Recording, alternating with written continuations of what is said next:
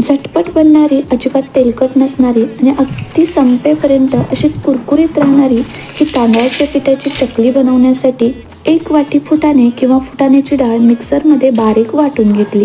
त्यानंतर परातीमध्ये रेशनच्या तांदळाचं बारीक पीठ 3 वाट्या घेतलं. यामध्ये वाटून घेतलेलं फुटाण्याचं डाळीचं पीठ ॲड केलं. 2 चमचे तीळ, 1 चमचा ओवा, 1/4 चमचा हिंग, 2 चमचे काश्मीरी लाल मिरची पावडर, 1 चमचा धने जिरे पावडर, चवीनुसार मीठ आणि बारीक कट केलेली कोथिंबीर घालून चांगलं मिक्स करून घेतलं. यामध्ये अर्धी वाटी कडकडीत गरम तेलाचं मोहन घातलं. पीठ चांगलं चोळून घेतलं आणि यामध्ये 3 वाट्या उकळतं पाणी ॲड करून पीठ चांगलं घट्ट असं मळून घेतलं.